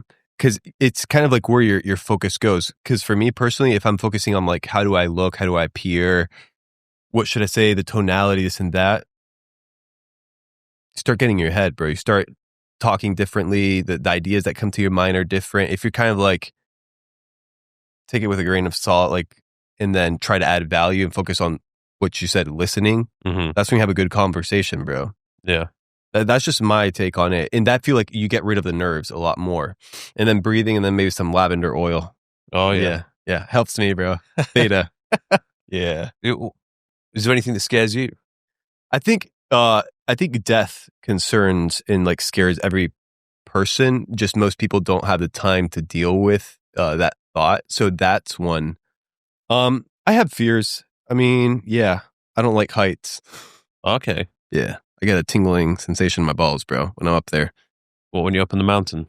Not in the mountain. Like if I'm up in a sky rise or I'm doing like, yeah, that's another fear. You reckon you could hypnotize yourself out of that fear? Say what? You can hypnotize yourself to not have a fear. Yeah, I think people do that. I think, for example, my mind, my thoughts, the way I think, the way I feel is completely different than in my early 20s, bro, and in my mid 20s. A lot of it has to do with the choices I made. But there is more to the world than meets the eye. It's not only physical, bro. So when you understand that, like developing an elite physique, going back to what you're saying, like now you still have a fantastic physique, but you're not like obsessed with the gym or making it the main priority. But physical aspect and component of the body should still be dealt with and invested because you're going to be older and you need to have a good physique. Mm-hmm. Bro, gym bros are literally like babies in the gym is like stuck on the tit. Like, oh, I can't leave. Like I have to work out every day. Oh, we're going on vacation. No, is there a gym? No, I can't go, bro. Yeah. Like you don't want that, bro. Like that's not healthy. That's unhealthy. Now, if you're going to be a bodybuilder, whatever, build a physique, periods of time, you have to take time off. And then if you're a young kid and then you're comparing yourself with other people, I can tell you, I don't work out as much as people think I work out. I take time off. Like I said, like I'll work out 3 days, a day off, but then I'll take weeks off. It's almost like shocking the body, in my opinion. It's kind of like changing your fasting windows, changing the food with the seasons. Also the potions, bro. Like the gourd with the tea. So the whole thing is in Argentina, they have mate, right? They gourd and they sip out of the pipe. Yes. Yeah. So the idea, I was there, I'm like, okay, I need to start tapping into digestive teas so I'm not hungry, satiates hunger, look more toned. Some teas also, bro, like great like magnesium flush. So you can like flush out and look more lean. But if you have a healthy gut microbiome, you don't want to do a magnesium flush. What I'm trying to convey here is you have to think outside the box. Because I looked at the gourd, I looked at the pipe. And I'm like, why are they just putting yerba mate in here, bro? Like, why am I going to be drinking bleach bags, highly processed? Because that's not even healthy, bro. You're doing tap water, bleach bag. It's like a normal tea bag. Yeah, like, and then put it in the microwave. Yeah. Like, I'm like, no, I knew that wasn't good. I studied, bro, right? But then I had to apply. I'm like, okay, I'm going to have to put the loose leaf tea in the gourd. And this application, bro. And I just did it, bro. And it works, bro. I remember when I was making the meal prep videos in the early days of YouTube, I was putting those microwavable packs of rice in the microwave. Yeah, dude. Twice a day. Yeah. I blasted myself with so much microplastic. I can't even imagine.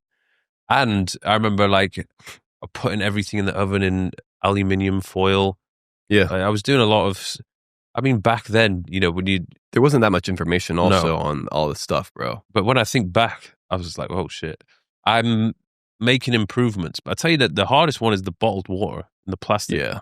That's hard to avoid. Yeah. And I hate walking around carrying things. Yeah. So I'm not the type of guy, you're not going to see me on the street with a flask. Yeah. I'll do it sometimes. It's annoying. It's like, why am I carrying this? Is it worth it? Yeah.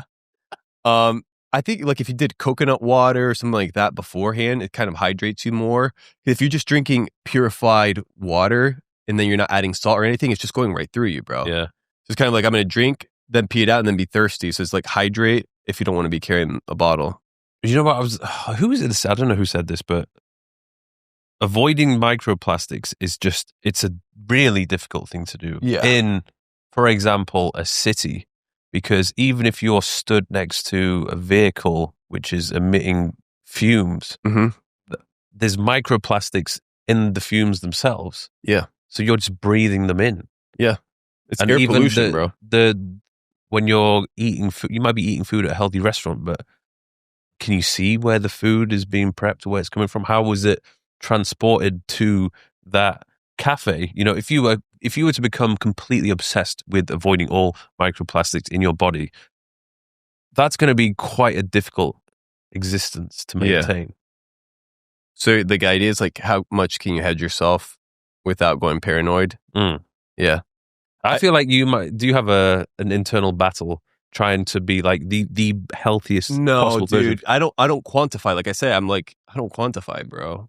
I don't. I've seen you have all these like mad devices on you though. Like, wait, what? There's wait, devices? No, like these like crystal things on your ankle, or the weightlifting. Oh, this, bro. Yeah. So this is a harmonizer. It's not EMF. Okay. I think Layla Tech is the name of the company. But yeah, bro. Okay, so what does that do? Cojones, bro. Okay. Little cojones. This is supposedly supposed to help with the harmonization of EMF, which I don't know what harmonizing is clearly, because I thought it was an EMF pendant. That was a device. I think there's a correlation with like magnetism and wavelengths, right? Also, I think it's the same thing with psychedelics, right? Doing certain psychedelics in certain states, whether it's a fasted state, depending on the dosage, you start realizing your perceptual reality is completely different. It's complete different wavelengths, bro. Wait, what were we talking about? Just trying to be like the healthiest possible. The healthiest possible. So yeah, I don't really. There's always things like, for example, I'm like, okay, grounding, it's free. You can do it, right? Ideally in a city, I don't think it makes that much of a difference. Maybe if you're going out here in Miami on the beach, but out in nature. So that's what I'm trying to say. I compound time. So if I'm walking, if I can walk barefoot, if it's a nice patch of grass, I'll be barefoot, try to get the most of it. If I'm training out in the sun for 15, 20 minutes, I'm grounding as well. It's not like I'm just going to go outside and ground. No, if like I'm going to go outside, stretch, read a book, listen to something, archery sometimes I'll stretch with like the bands or like the wooden sword, but it's making the most of my time. But no, bro, I'm literally like in some ways anti like Aura Ring, anti those things, especially shout out to Whoop.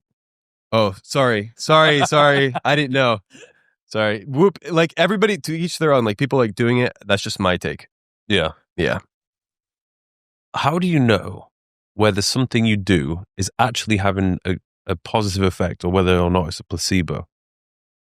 Because imagine how much stuff has not been proved by science yet. But there's a lot of stuff like I just know it's not been proved, but it exists.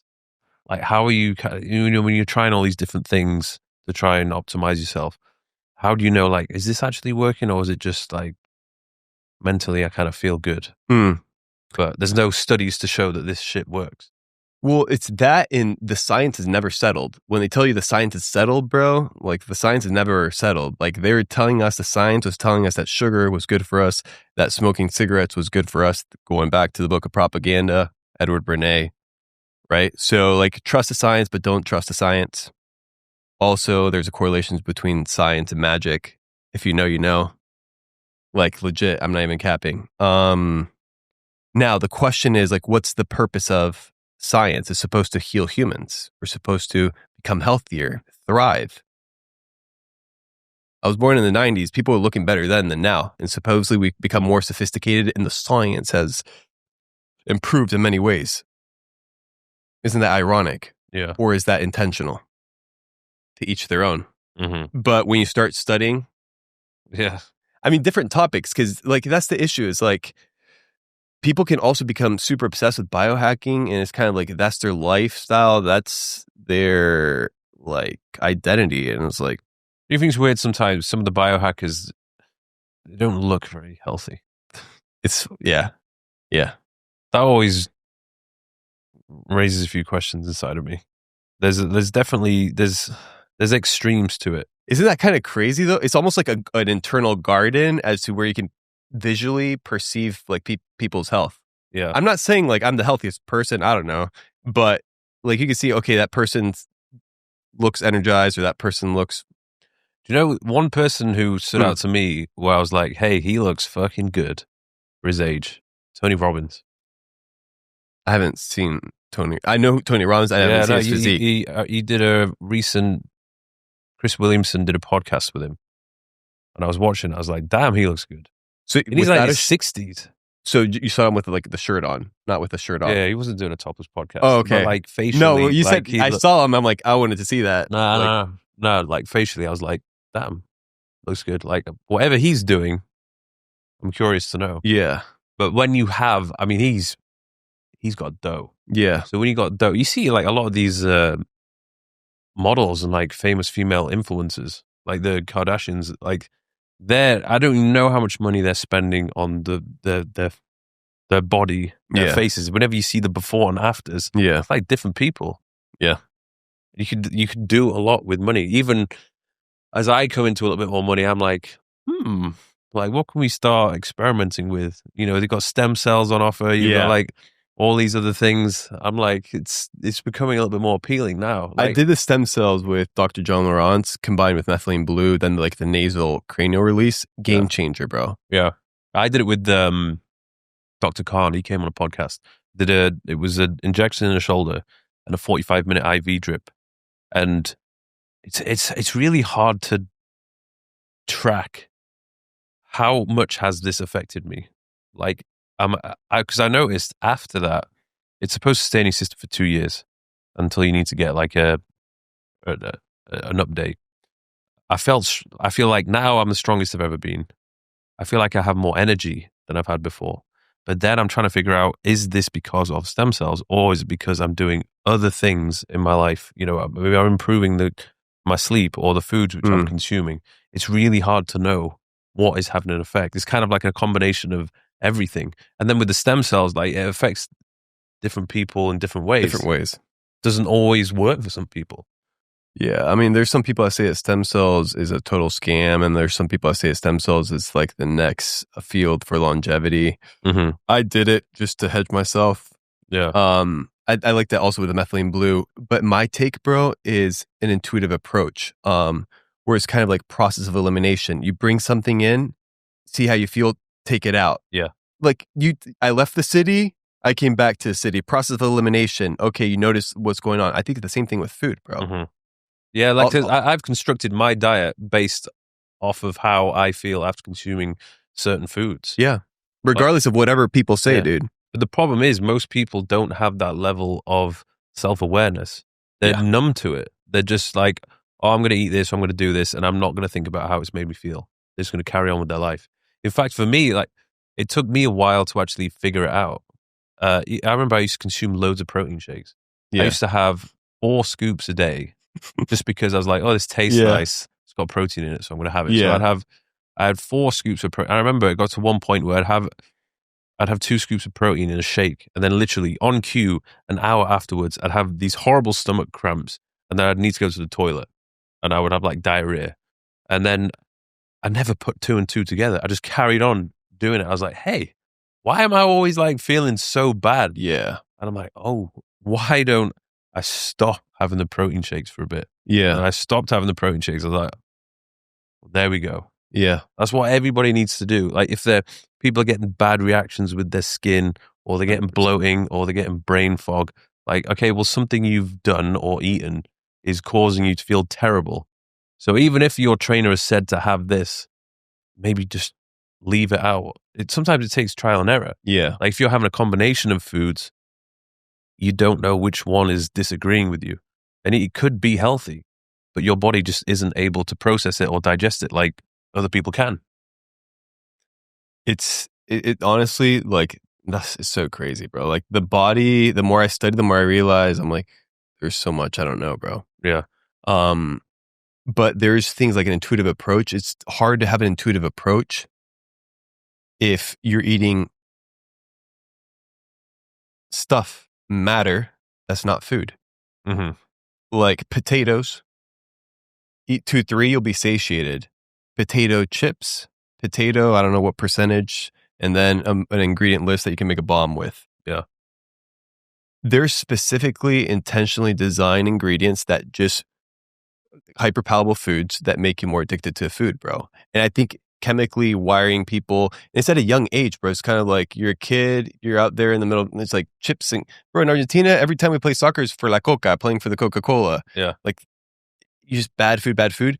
It's very hard to be like aware of like how this affects me. Mm. Right? I'm telling you, it takes time. For me, it took 2 years, bro, of like, not only, physically changing, that took a couple months. It was an internal thing in terms of like your gut. Like, for example, I started with the whole vegan thing. Like, I thought that was a good thing. Then went down the rabbit trail, got nihilistic, almost killed myself, overweight, was losing hair. Like, You were just deficient. Bro. I felt like depleted. The first few months was great. I was like, I'm toning this and that. It was good. But there's a lot of things, bro. In my opinion, the vegan diet is kind of Skittles. Yeah. In my opinion, I respect the fact that people do it or take on the diet if it's for moral issues in terms of like the animal. I understand that. Mm-hmm. I do see a correlation a lot because I had my vegan phase after mushrooms, bro. There's a lot of vegans that go vegan after mushrooms, which there's a interesting, I'm not saying coincidence, there is sort of consciousness there that opens the box of our relationship with food. And you're like, oh wow, it's a living animal. Oh wow, I shouldn't be like and that's why a lot of people go down that road. But there was deficiency after 2 years, bro. Like I was losing hair. I was like super. I think let's carb centric vegan, bro. If I was going to do it, I would need a chef. Yeah, 100%. I would need somebody who knows how to make vegan meals tasty, and there would need to be this wide variety of different food sources that would not only supply me with the amino acids, but also to give me that decent hit of the vitamins that my body needs. Yeah. And I'm probably going to need to supplement more on top because of what my body is lacking. It's doable, but most people are not educated enough to just consume or prepare what they need to eat in order to achieve a certain body composition or to do it for the health reasons. And think about we're creatures of habit. So you go from making people completely botted, super dependent with scrolling with a phone. I need all my needs met right away. Oh, the order came 20 minutes late. I'm pissed off. Mm-hmm. Perfect. How does that translate into your vegan diet? Mm-hmm. Oh, well, this hyper palatable vegan patty meal okay, it's convenient. Boom, grab it. Instead of, I have to do all the work of what it takes to. Yeah. I'm not saying you can do raw vegan. They eat all the raw food, all that. That's fine, whatever. But it goes back to the convenience factor, bro. And I feel like a lot of people, when they go vegan, if they go the hyper palatable food, tons of carbs, that's how they get skinny fat. That's why you have so many Indians that are skinny fat, bro. Mm-hmm. What do you think about keto? I think ketosis is good as a tool to become metabolically flexible, but over long periods of time, I don't think it's healthy, bro. I think you have to cycle everything, bro. Yeah. That's just my take. Yeah, I would. And I've done it for like months and months and months, and then I took time off. Was it difficult? No, it's not. You have to. It. Okay, because it is a little bit difficult. I wanted in the beginning to try it, but I've never really been a proponent of doing things to the extreme or like excluding a macronutrient group. Yeah. Well, first of all, because I'd already got myself into the shape I wanted to get into, so it's like, why am I doing this? Yeah. And then second of all, I am a man who likes to maximize convenience. right? I just want to eat the foods which I know I like to eat, that's going to allow me to feel good and give me the physique which I want, and I can kind of hit that ratio of macros which I'm trying to achieve. So I've never really needed to do it, but I have been curious to do it for a couple of months just to see how I would feel. But I know if you're doing it, you got to get a lot of fat in. Not really, dude. Not so really. What are you doing? Just fucking protein? No. Dude, I've gone through weeks, bro, where I do 20 grams of protein, 0 protein for multiple days, 50 grams of protein, but I'm not killing myself with training, bro. If you kill yourself with training, then you're going to start shriveling up. But you must have lost size, though. Yeah, for sure, bro. Right now, I'm on the skinnier spectrum, bro. 100%.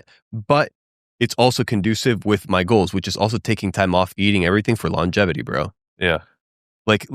So my whole thing with carbohydrates is everybody we're in a carb-centric world, bro. Like you wake up, you're born, here's a cookie, here's a cereal, here's rice. Perfect. You do that, bro. All right? Every few hours, for many days, for many weeks, for many years, you are addicted to carbohydrates and your body's operating off of carbohydrates just because you've been programming it. Yeah. Bro, and then you add bro, kids are whack because of the hyper palatable foods, the sugar, all that. Add the medicine, bro, it's a concocted disaster. Perhaps intentionally designed. Do you want kids one day? What? Do you want kids? What? Do I have kids? Wait. No, do you want kids? Oh, I was like, wait, I haven't been on a date. Do I have kids? Maybe should I? That would be quite a foolish question. Yes, I have many. I have a family in India. No. You had like one crazy night and then you just so happened to like have twins. So when I did stumble and I fell, it was safe. So good, man. Yeah. Stay safe, guys. Wait, do I want kids? I do want kids. Eventually. But it's kind of like you're saying, even bro, relationships, like you dating somebody casually is completely different than you're dating to get married. You're married is completely different than you're married and you have kids. Like it is more and more giving up time, demanding, sacrifice. And we don't like this. It's not helpful for me. Split. That's why the ratios of divorce are crazy. Yeah. Do you think your partner or the mother of your children would be like a female version of you? I don't know. Maybe it gets what do you think boring. If you met the female version of you, you'd be like, yeah, I think, jeez, isn't that kind of weird? I wouldn't want to meet the female version of me. It was like, yeah, I don't think I would either. And that whole like opposites attract also, maybe I don't think it's a thing. It might be a cliche, but that's what I'm saying, bro. When it comes, it comes. But here's the thing, like with each relationship, grass is like, oh, that other person isn't going to be better than this person. Like every person has their pros, everybody has their cons. It's just like, how much are you willing to sacrifice, or how much are you willing to deal with to be with that person? If it's not worth it, then be single, bro. Yeah. Like just the be problem single. Is, I think there's a stigma, bro, with being single. Like, oh, you're single? That's weird. Are you a virgin, bro? Yeah. If I'm a virgin, so what, bro? Stop busting my balls, dude. You know what I'm saying? If I'm a virgin, bro. Fuck it, dude. Like, straight up, dude. It's none of your business. That's my take, bro. Yeah. But if you do have kids, what? I'd be curious to know how you'd raise them in a dojo mode, bro. Nah, I would tell them that we're going to do things a little bit different.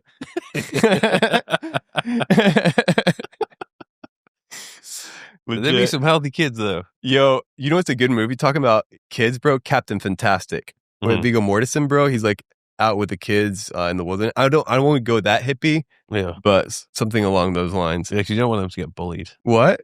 If you don't want them to get bullied. I mean, everybody's going to get bullied, bro. Yeah. Everybody gets bullied, bro. The bullies bully. Like, oh, kids, their parents take it out on them, then they go bully the kid and that's smaller, more frail, so they can take up their anger. Everybody gets bullied. I learned that real quick, bro, in school. Do you think they should bring back bullying? In some ways, yes. In some ways, no. I feel like the bullying is kind of more intentionally directed towards right and conservative. Yeah. It has to be fair game, bro. If we're going to do bullying, it has to be bullying both ways or no bullying at all. Yeah. Yeah, because I feel like... But no, none of that. Like, one side, I kick you, I punch you, I give you the arm, and you grab my freaking armpit. No, dude. It's kind of like, if you're going to bring the heat, you can take the heat as well. If not, equal grounds for everybody. That's my take on it, bro. Yeah. Because conservatives get wrecked all the time. Oh, blah, blah, blah. And then the other guys, oh, we can get away with it. Free hand. Mm-hmm. Pat on the back. Yeah. Because I really liked it when I was getting brought up as a teenager. Like, we used to give it, take it. I think that's what... Yeah, bro. It built me up to the point where I can handle a joke or I can handle criticism. There's, especially recent times, everywhere and everyone is just so soft. Just can't handle any bit of criticism or abuse. Like, it got to the point where it was like bad to like crack jokes. Like, somebody, especially during 2020, I feel like if you ever tried to make jokes in 2020, it was like, nah, forbidden. Like, you're gonna get some shit for that. Well, it's the censorship, bro. I remember I posted. This was during lockdown, and I was just bored. I got some masks, and I wrapped them around my chest, so like it looked like the masks was like a bra for my chest. It was just a picture of me at the door, and I'm just like saying, "Oh," I was wearing the mask as well on my face. I was like, "Oh, just on the way to the shop to get some milk," as a joke. And then everybody was kicking off because they were like, "Oh, you're wasting precious PPE equipment," because there was a shortage of it in the UK or something. And then it was just like, holy shit, I was just trying to have a laugh. Bro, when that occurrence occurred, mm-hmm. I would go coughing around and be like, sorry, COVID. Sorry. People would out of the way. I'd be like, bro, this is crazy. Mm-hmm. Like, dude, that was... Bro, it wasn't people that saw it coming, bro. People that saw it coming. And people that didn't see... But it was very evident. Did you see it coming? When what? Did you see it coming? Did you see it coming? I saw it coming a couple months before it happened. And we strategically located to Florida because it was going to be easier to deal with it. But I'm not going to bash people. The truth is, there was a lot of pressure put. That's not good, bro. Like, oh, I'm going to lose my job if I don't do this. Yeah. Like, what? Like, I think that's where I kind of drew the line. I'm like, okay, this is like way too much. But I was trying to make fun of it. I was, naughty boy. Not naughty. I was just, I'm a troll, guys. Like, that's what I'm saying. If it goes both ways, like, let's have a good time. But if it was some elderly lady or some old gentleman, like, I would respect them. I'm not doing it like a little kid. Like, talk to me about the kicks. Japanese geta. How? Where? Why? All right. So, in ancient Japan, feudal Japan, they had like straw sandals, right? So they had to find better ways to kind of like walk around without, first of all, getting cuts, or because what people don't realize, like, we've become very comfortable with like living in this cement building. When you start going out in nature, bro, if you walk barefoot, you're going to get cut up real quick. Yeah. So having the elevation kind of creates, I'm going to step in a puddle. I'm going to step in a rock. Like, you can walk with these on the grass and it's a lot better than even the straight floor. So they went from having straw sandals to wooden sandals. And then they have different versions. There's one with a one-tooth geta. So it's like one, you kind of have to balance it out. It's a little bit harder. But I think I like walking barefoot as much as possible. I think the getas are cool. I got my first pair when I was like 18. Yeah. I don't know. I like them. They're fun. Gives me elevation, and also I can stretch. It has rubber on purpose, because if not, it like clicks a lot. But if there's no rubber, I'll have some wooden ones you can ground. Some people say you can basically ground having wood on the floor. So yeah. The outfit overall is, first of all, it looks comfortable. It's super comfortable. Also says, I don't give a fuck. And then thirdly, it like looks like you could take somebody out. Like, it looks like you probably got a samurai sword somewhere. I don't. I'm not. I was planning on concealing carrying, but I'm not going to for this trip. Is just Japan your favorite place you've been to? What? Is Japan? It's not my favorite place, but I love Japan, bro. It is Japan a vibe. is so epic, dude. Yeah. I love Japan. So funny story, the first Japanese get I bought. So I come from Buenos Aires, bro. Like, people steal, like, it's bad. So I remember I bought my first pair. I'm like, damn, this is expensive. And I was carrying it. We were going store to store, and I was going to walk in with the bag, and my friend's like, no, bro, you got to leave the bag outside. And I'm like, what do you mean? He's like, because it's a competition or whatever. So I'm like, whatever. I left the bag outside. did some shopping, went back Oh, on the no. subway, left. Hours later, I'm like, bro, the Geta. And I started tripping. I'm like, damn, I lost my money. I wanted these Japanese Geta. And he's like, no, bro, let's go back. Let's go back. We took the train. It was still there, bro. Nobody touched it. This is in Buenos Aires. No, this is Is it- oh, Japan. in This Japan, was yeah. not Buenos Aires, bro. You take them Yeah. off, they're like, whoop. Yeah, I was going to say. No chance. No Yeah. chance. That gets stolen real quick. In my opinion, bro, I just like this is Jinbei. So they wear it for Natsumatsuri, which is like the Japanese summer festival. So it's like, yeah, traditional wear, and I really don't care. Like people can judge me, bro. I don't. It feels good. Cotton breathes well. Yeah. Yeah. But when did you get into liking anime? When I was young, bro. Young kid for sure. Why? What is it about anime that? There's pros and cons with anime. Like I have my things with anime where I'm like, this is really bad and unhealthy. But then there's certain things that I think the meta is very cool. For example, growing up, I'm not saying I was in the harshest of environments, but you definitely deal with bullying. You definitely deal with energies, right? And then you kind of extrapolate your emotions, your thoughts based on the proxy of the people that are around you. Like, this is my reality, right? Like, this sucks, whatever. So when you have some show that you can tap into that's way more epic, that's way better, you kind of like, oh, okay, I'm going to give this a shot. So you almost like immerse yourself into a different reality. And people don't understand, like, you watching something digitally is the same thing as me watching this, besides some blue light and disconnection of the face and the humanity of it, but you still got the same information. Yeah. So I feel like people become weaves and otakus and all that. That's a whole different thing. But for me, it was kind of that. I'm like, I'm hanging out with bad people. I don't want to be around this. What's a different source of entertainment? And I loved anime, bro. So it was an escape. It was an escapism in some way, 100%. But how you said it was? Well, but it was dangerous. No, it's dangerous. It turned to like weird, bro. Like some animes now are weird, bro. Like super pornographic, super. I'm like, oh, okay, that's cringe. But some animes, bro, are fire, dude. Like what? Which one? All right, so some good ones. If you want to kind of understand concept of utopian presentation of what humanity will look like, but then undermine it with a dystopian real agenda, you kind of want a good framework. Psychopaths.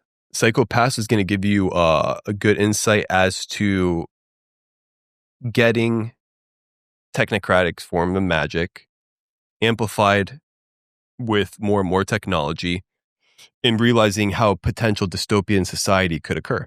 Okay. Like it plays it out real quick. And there's a lot of technology nowadays that clearly show that the blueprint's there. So it's written by very smart people.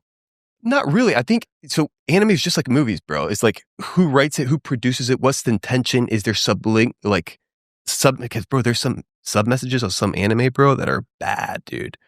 And then there's concepts that I love. Like so the whole thing with anime shows, like anime shards embody your hero, because there is that hero archetype, bro. And you watch cartoons, you watch that dumb, it's just stupidity, bro. It's just comedy to keep you dumb and entertained. You see this guy, he's like, oh shit, like he went through the shit, I'm going through shit. Oh, he goes on his journey. Oh, let me get a little inspiration. That's also like, you can be there all day, be a weeb, and it's kind of like whatever. Mm-hmm. But if, bro, you watched a few anime shows, you get into it and they got an aesthetic physique and that didn't motivate you, I'm kind of like, it's kind of like your thing, like, bro, physiques. Yeah. But I think it's progressed, bro. But it's not cartoons, bro. Cartoons and anime are two different categories. Yeah. In my opinion. What's the rest of 2025 looking like? I'm probably going to do a few pop-ups. Launched the supplements brand, which is... Yeah. It's been years in the making in terms of like understanding supplements. There's always still room for improvement. Extremely potent pre-workouts. Well, not really. No, it's not going to give you jitters. No. I imagine you get one person, one buy, they never buy it again, bro. They're like, nah, he got me cracked out. Yeah. No, I imagine it's probably going to be good for the body. Well, it's what I take. In the energy is like fermented amino acids, cordyceps. So my approach was a little bit different. There is still caffeine in it, but it's not like caffeine gives you jitters, crash. Yeah. And I've been taking it for a while, split testing it. I wouldn't mind switching ingredients here and there, but yeah, it's kind of like overall people are like, oh, bro, what do you take? What do you take? I'm like, I'm going to launch my supplement. Nice. And yeah, bro, it's good enough where I can put my name behind it because I believe in it, bro. Good. Yeah. So that's launching that, and might do some Asia tours, some podcasts, because I have people like that want to do some podcasts. So I might do that as well. And then I'm going to probably bulk a little bit, like put on some more size and take some time off.